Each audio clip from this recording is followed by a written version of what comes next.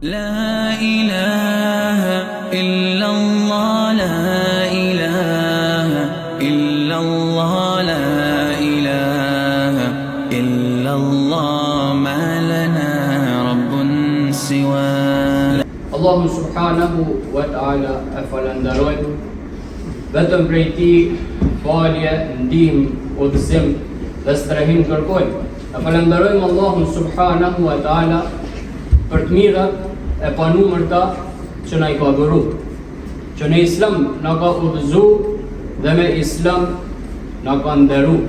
Salavatet dhe selamet më të përzemër të ja dërgojmë vulës profecisë, zotriut njerëzis Muhammedit sallallahu alaihi wasallam, familjes tij të ndershme dhe fisnike, shokëve të tij bujar dhe besnik, neve dhe gjithë atyre që vazhdojnë të ndjekin rrugën e tij deri në ditën për të cilën thot Allahu subhanahu wa ta'ala në Kur'an: "Yawman la yanfa'u malun wala banun illa man atallaha biqalbin salim." Atë ditë thot njeriu kur do të dalë para Allahut subhanahu wa ta'ala, thot Allahu që njeriu s'ka mi ba dobi as malli dhe as evladi përveç atij njeri që është kthy tek Allahu me një zemër të pastër apo me një zemër të shëndoshur.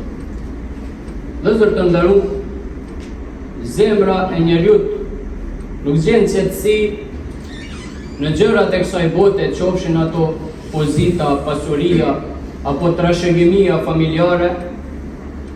Nuk gjen qetësi në këto gjëra përderisa njeriu ta gjejë atë qetësinë e vërtet e që ai është besimi I pastër. Kemi pa shpesh njerëz që janë nëpër ankthë, nëpër depresione, nëpër strese dhe gjithmonë mendojnë se atë qetësinë kanë mi gjetë në gjanat e kësaj bote. Thot, kur ta kem atë telefonin e ri, ka me qenë mirë.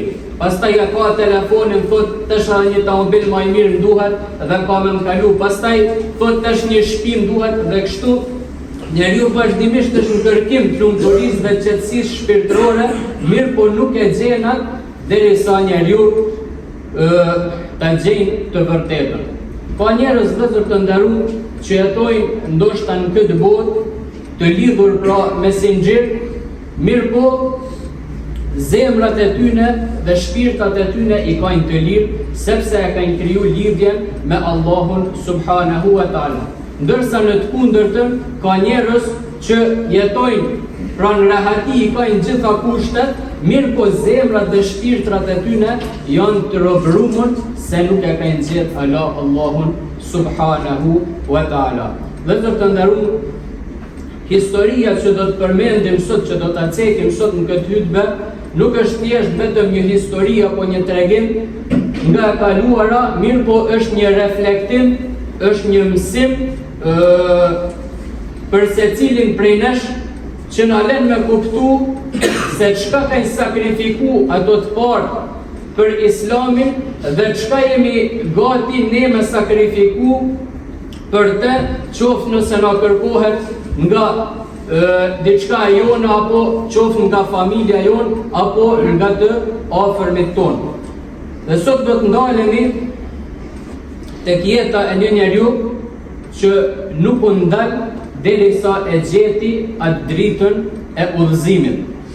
Dhe ai ishte vëllezër të nderuar Selman el-Farisiu radiallahu anhu, që ishte shok I pejgamberit sallallahu alaihi wasallam. Dhe do të shohim në fund të kësaj historie mësimet e mëdha dhe dobit e mëdha që na mëson neve kjo histori për besimin, sinqeritetin dhe për kërkimin e të vërtetës.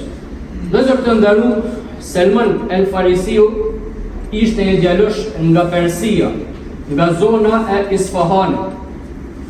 Dhe baba I tij ishte kryetar I atij qytetit ku jetojshin ato dhe kishte pasuni të mëdha, kishte baçe, kishte toka. Dhe kështu Selmani ishte djali I vetëm dhe më I dashtuni për babën e vet. Saqë dashunia e madhe që kishte baba ndaj tij e çonte që baba shpesh mi ngry në shtëpi, mi izolu nga njerëzit e tjerë, nga frika që njerëzit mos ta vojnë për vete apo nga frika që ai mos ta ndryshojnë fenë e tyre. sepse baba i tij dhe ai ishin pra me gjusi, ishin nga ato që e adhurojnë zjarrin. Dhe baba i tij Selmanin e kishte bë pra nga ato kujdestar të zjarrit, me detyrë që ai gjithmonë u donte mu gjetë pranë zjarrit që ai mas mu fik kurrë. E falenderojmë Allahun subhanahu wa taala që na ka bërë musliman. Ka njerëz që adhurojnë zjarrin, ka që adhurojnë diellin, ka që adhurojnë lokën dhe besime të ndryshme, dhe besimi i tyre ishte adhurimi i zjarrit. Mirë po, falë Allahut subhanahu wa taala, ai zjarm që e shikonte Selmani mas mu fik, falënderimi i takon Allahut nuk u dhes kur në zemrën e tij. Pra kur ai besim i babës vet nuk hyni në zemrën e tij. Mirë po vazhdimisht ishte në kërkim të vërtetës. Derisa një ditë baba i tij ishte i xanur me angazhime, e çoi pra djalin e vet që me shiku një ndër bahçet që ata i posedojshin në atë vend ku jetojshin.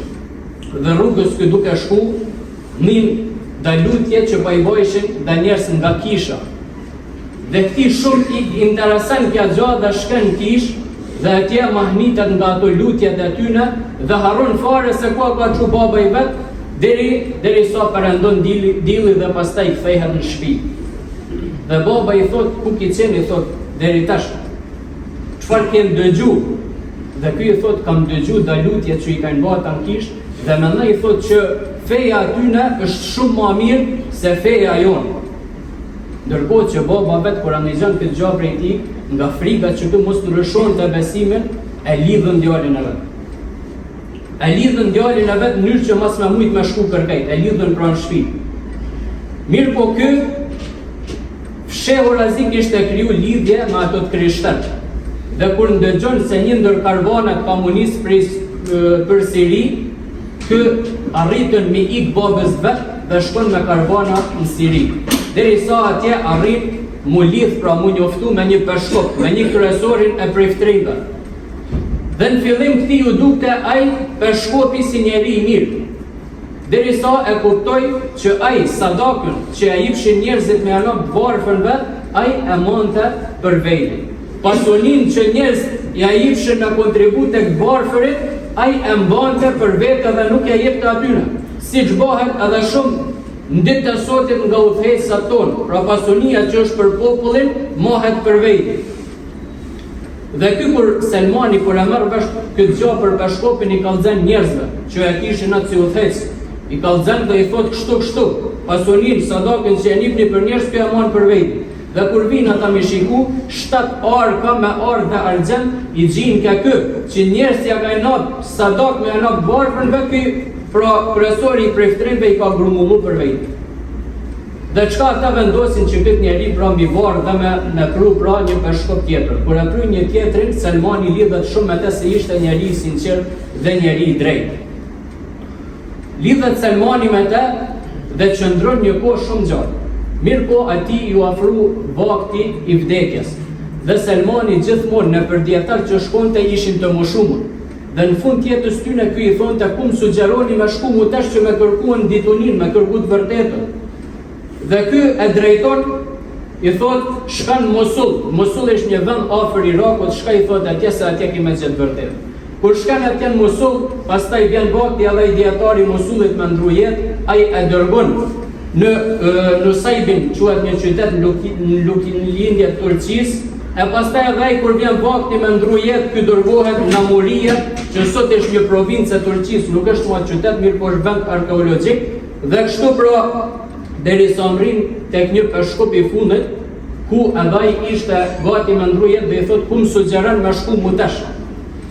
Dhe ai dhe në atë kohë pra njerëz e dijes, njerëz të vërtetës ishin paksu shumë. Dhe ky që i thot, unë i thot nuk di mua njeri me të propozu, pra njeri tillë, mirë po thot, kam dëgju i thot, që ka ardhur koha e një pejgamberi. Ai ka me dalë thot në tokën e arabëve. Dhe do të shpërngullet në një vend me palma. Ai thot, ai pejgamber ka me t'i dhani thot 3 shenja që kur ta shifsh t'jep kemi dallu a është ai njeri. Ai thot sadakën kur t'ja jepsh nuk kam i pranu për veti, mirë po kam i anap tjerëve. dhuratën thot kur t'ja jepsh ka mi marrë për veti, dhe në shpatullat e tia thot është shenja e pejgamberllikut. Dhe Selmani vëllezër të nderuar kur e dëgjoi këtë gjë, shiti gjithçka çka kishte dhe u nis drejt Arabisë. Por rrugës, duke shku në Arabi, u tradhtu dhe u dzu skllav, pra nga një familje çifute. Dhe kështu ai përfundoi në Medinë duke qenë skllav i një familje çifute. Një ditë prej ditëve, ai dëgjoi pra që ishte një njeri duke bërë hijret në Medinë. Dhe dëgjon lajmet pra që është afër me mbrit në zonën e Medinës. Dhe Selmani kur e dëgjoi këtë, ju gëzu shpirti i tij, ju gëzu zemra, sepse i kishin thënë, pra i kishte thënë i fundit që ka më ardhur pra ai ka më qenë pejgamber, ai që ka më shpërngul në një vend me palmë. Dhe Selmani kur e merr vesh këtë gjatë që është ardhur për njeri, i shet gjithçka dhe niset merr pra një pjesë të ushqimit dhe niset drejt Medinës dhe këtë donte tash me shku mi provuat njeri, a është ai me të vërtet pejgamber apo nuk është. Dhe Selmani arriti tek pejgamberi, aty ku kishte mbrit pejgamberi dhe qëndronte me shokët e vet. Arriti aty dhe ju afru pejgamberit sallallahu alaihi wasallam dhe e vendosi atë ushqimin që e kishte marrë, e vendosi para pejgamberit sallallahu alaihi wasallam dhe i tha hani, i tha sepse ju jeni kesh sadaka, pra që e kam pru kjo është sadaka ushqim dhe hani sepse ju jeni më meritor, dhe e vendosi para pejgamberit. Ndërsa pejgamberi sallallahu alaihi wasallam e shtu me një anë sepse ishte sadaka. E dhanë pra, për tjera kanë pejgamberi se pramonte sadakan atë që është për të varfën. Dhe pejgamberi e shtu me një anë dhe i tha sahabeve, hani ju. Dhe kjo e kuptoi, kjo është shenja bartha që ky është pejgamberi sallallahu alaihi wasallam. Shkoi ditën tjetër dhe e çai pra një dhuratë tek pejgamberi që ishte prap ushqim. Dhe i tha, kjo i tha është dhuratë për ty është dhuratë për ty. Dhe pejgamberi sallallahu alaihi wasallam dhuratën e pranoi. Morri vetë dhe i tha dhe sahabeve hani, i tha me bismillah. Dhe kjo tha është shenja e dytë që ky është pejgamberi i Allahut. Dhe kur u lumtoi për shenjën e tretë, pak më vonë pra një ditë në Bekije, quhet një vend, kur profeti pejgamberi sallallahu alaihi wasallam po përcillte një kufom, Selmani u afru për mi përshëndet dhe shikonte në shpatullat e pejgamberit sallallahu alaihi wasallam. Ndërkohë që pejgamberi sallallahu alaihi wasallam e dinte se çfarë është duke kërkuar. Dhe pejgamberi e zbuloi shpatullën e tij në mënyrë që ky mi pa vulën e pejgamberisë që e kishte pejgamberin mes shpatullave. Dhe ky kur e pa vulën e pejgamberisë ju kishin plotësuar ato tre kushte që ky është pejgamberi i Allahut. Dhe aty Sulejmani shpërthej në lot, pra me lot në zemër dhe në shpirt dhe ju afru pejgamberit sallallahu alaihi wasallam duke e përqafë dhe duke e pranu Islamin. Mirë po Selmani vëllezër të nderuar në atë kohë ishte ala skllav. Nga ajo familja që futej ishte ala skllav dhe nuk arriti me marr pjesë në betejën e Bedrit dhe në betejën e Uhudit. Mirë po pejgamberi sallallahu alaihi wasallam se muslimani është vllai muslimani, ai që hyn në Islam, muslimanët e ndihmojnë. Dhe pejgamberi sallallahu alaihi wasallam shkoi dhe i afroi asaj familjes, i tha çfarë kërkoni në mënyrë që ta lironi Selmanin. Ato i kërkuan që me mbjell 300 palma, për afërsisht 300 palma të hulmës edhe një pjesë arit. Dhe pejgamberi sallallahu alaihi wasallam i urdhroi shokët e tij sahabët që mi ndihmu, madje edhe pejgamberi me dorën e vet mbjelli palmat e hurmës në mënyrë që ai të lirohet derisa Selmani u liru pra prej skllavërisë dhe u bë pra bashkë me shoqëninë e pejgamberit sallallahu alaihi wasallam. Dhe pastaj Selmani mori pjesë në betejën e Hendekut, që ishte kryesori që e gjeti idenë pra që me qil Hendek. Dhe kështu pra kjo ideja e tij u zbatu dhe mori pjesë në gjitha betejat tjera së bashku me pejgamberin sallallahu alaihi wasallam. Ky pra ishte momenti ku ishte pikë kthese për Selmanin radiallahu anhu, ku gjithë përpjekjet, udhëtimet dhe provat pra dhe vuajtjet ishin marrë atë kuptim. Kështu përfundoi vëllezër të nderuar udhëtimi i Selmanit që humbi gjithçka që kishte, mirë po e fitoi. Pra humbi, mbanin me këtë, humbi gjithçka që kishte, humbi babën e vet pra. Humbi pasurinë që kishte baba vet, me gjet atë që nuk humbën kur. E ai është Allahu, pejgamberi sallallahu alaihi wasallam dhe feja e vërtetë. Vëllezër të nderuar, çka mëson prej kësaj historie? E para është kërkimi i sinqertë i vërtetës. Allahu subhanahu wa taala, atë njeri që e kërkon vërtetën me sinqeritet, Allahu subhanahu wa taala ka me ja mundsu që atë mi kuptu dhe mi gjetë. Selmani nuk u knaq me trashëgimin fetare që e kishte nga baba i tij. Mirë po ai kërkoi argumente, kërkoi dritë, kërkoi kuptim, e kush e kërkon vërtetën për Allahun, Allahu i hap rrugën atij njeriu, sepse këtë thot Allahu subhanahu wa taala në Kur'an, thot walladhina jahadu fina lanahdiyannahum subulana. Ata thot Allahu që përpiqen për ne, për me kërku të vërtetën, ne thot Allahu subhanahu wa taala do t'i udhëzojmë në rrugët tona. Këto vëllezër të nderuar ishin nga ato njerëzit që sakrifikun gjithçka për me kërku të vërtetën. Ndërsa ne sot e kemi të vërtetën në shtëpiat tona, kemi Kur'anin në shtëpiat tona, kemi ligjërata, kemi këshillime, kemi tubime dhe as kërkush pra nuk tregon interes për ta.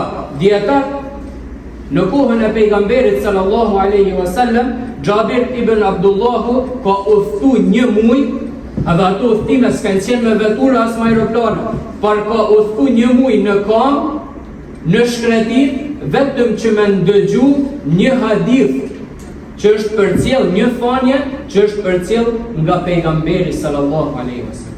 Një muj ka udhëtu.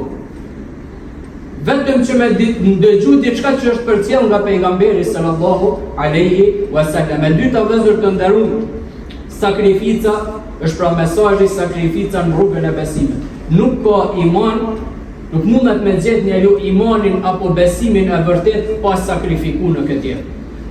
Siç Selmani e sakrifikoi familjen, pasurinë, mirë po në fund të fundit ai fitoi Islamin dhe besimi i vërtet. Vëllezër të nderuar, mos harroni që besimi i vërtet kërkon çmim. Sot njerëzit duan iman, duan besim, mirë po lodhje. E Selmani na mëson se feja nuk është pra vetëm komoditet nëse e kërkon besimin e vërtet. Nganjëherë njeriu duhet me sakrifiku për fen epshet e tija. Duhet me sakrifiku shikimet e tija, mas me shikun haram, duhet ka njerë edhe pse isht i lodhon me falë namazin për hir të Allahut subhanahu wa taala. Ka njerë e din ndoshta që ajo rrena që kam i bë, kam i nap avantazhen puna për shoqëri, mirë po nuk rren vetëm për hir të Allahut subhanahu wa taala. E këto janë disa mini sakrifica që njeriu duhet me bën jetë me sakrifiku për fenë e tij. Shumë njerëz vëllezër të nderuar e njohin Allahun subhanahu wa taala. E din kush është Allahu. Mirë po nuk dojnë që njetë me pas kufin, me pas disa limite, mirë po dojnë me jetu me instiktin si jetën kafsha. Dhe prandaj pasi që nuk i dojnë këta kufizime, bëhen ateista, kishe nuk kajnë fe. E gjitha e din kush është e vërteta, mirë po disa njerëz nuk dojnë mi pranu për shkak se dojnë me jetu të lirë. Dojnë me gjithë shka me ju leju atyne, tamam sikur jeton edhe kafsha. E njeriu që me pas besimin e vërtet, duhet me sakrifiku disa gjana për hir të fesë, për hir të Allahut. E kam i pa që sa herë që ka me sakrifiku diçka, vetëm se ka me forcu imani besimi i tij. Edhe Allahu subhanahu wa taala ka me shpërbly edhe në këtë botë, edhe në botën tjetër.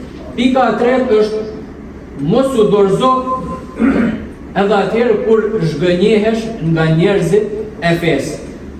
Selmani, si shta që ka i përshkopi i parë, i doli që ishte sadakan pra, nuk e jep të ke populli, por e mbante për vete. Po, mirë po kja, nuk e qoj Selmanin që ai me braktis fenë e ti. Me braktis atë kërkimin e zbërtetës. Mirë po ai vazhdoj deri në fund, deri sa e gjetja. E shumë njerëz vëllezër të nderuar munden me thonë ditë të sotit që kur shkon filani në xhami, unë nuk shkej. Ose deri sa të shkelej filani në xhami, ka ma jeme, nuk ka me shkel. Mirë po vëllezër të nderuar, na nuk marrim shembuj njerëzit. Na nuk i kemi shembuj as imam, se gjithë njerëzit janë me gabime. Gjithë njerëzit janë me gabime dhe njerëzit nuk janë feja. Islami, njerëzit gabojnë dhe janë me të meta, ndërsa Islami është fe e pastër dhe pa të meta. Andaj në shembullin më të mirë e kemi pejgamberin sallallahu alaihi wasallam. Ajo shembulli më i mirë siç thot Allahu subhanahu wa taala në Kur'an, laqad kana fi rasulillahi uswatun hasana. E keni në pejgamberin sallallahu alaihi wasallam shembullin më të mirë. Andaj gjithkush prej nesh në këtë botë s'ka nevojë as me shiku as imamin, nuk ka nevojë me shiku as njerëzit në pozitë e me famë me marr shembull prej tyre dhe pastaj kur ata bajnë një gabim, ky dëshpërohet dhe largohet. Dhe kjo e çon mu distancuar nga feja. Pse? Sepse ka marrë shembull të gabuar. E prandaj njeriu duhet me marrë shembull kë pejgamberin sallallahu alaihi wasallam, sepse ai ishte shembulli i moralit dhe shembulli i njeriu më të mirë që ka ecë në sipërfaqen e tokës. E katërta është se Allahu subhanahu wa taala gjithkund e udhëzon në momentin e duhur. Salmani u bë musliman pasi u dërgu pejgamberi sallallahu alaihi wasallam. Në dukje, dikuj mund t'i duket se është bërë me vonesë, mirë po, në realitet Allahu gjatë asaj kohe atë e ka përgatit për momentin kur ta takoj pejgamberin sallallahu alaihi wasallam. E pesta është të nderuar se Islami është fe universale. Islami nuk është i një populli, mirë po është i gjithë njerëzimit. Bilali radiallahu anhu ishte pra etiopian. Selmani ishte persian. Suhejbi radiallahu anhu ishte romak.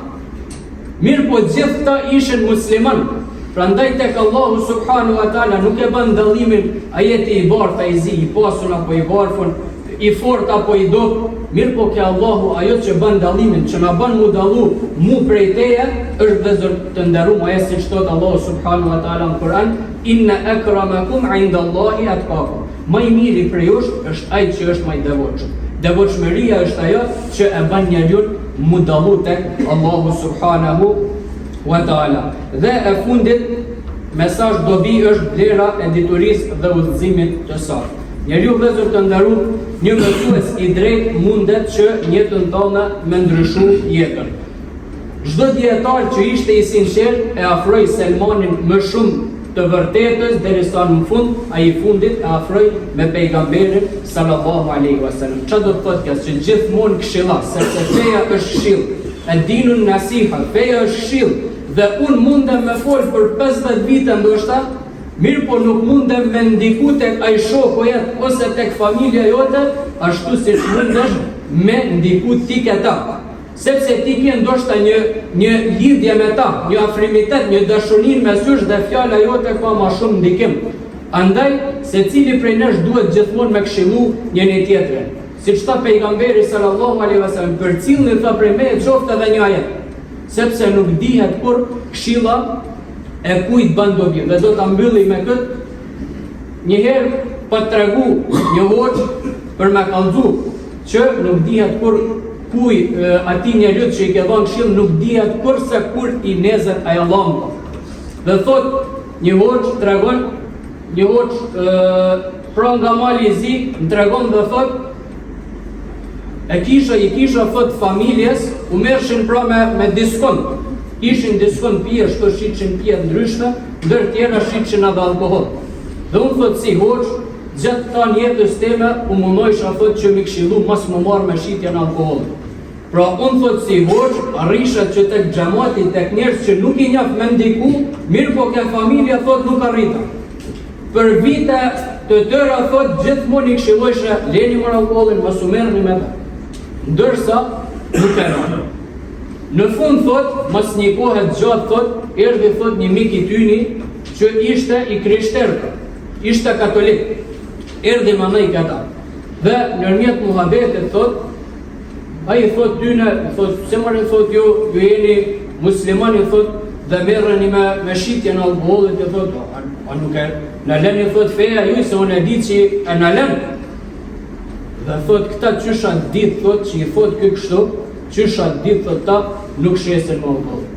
Unë thot si hoxh, gjatë ta nymrit kur shkojshën vizit ka ata, i thojshë leni alkoholin, vjen thot ai tjetri që është krishter, ai ja thot një fjalë thot dhe ai bëhet sebeb që ata thot milan alkohol. Andaj vëllezër të nderuam këshillomi njëri tjetrin se kur në dihet se këshilla e ku i bën dobi.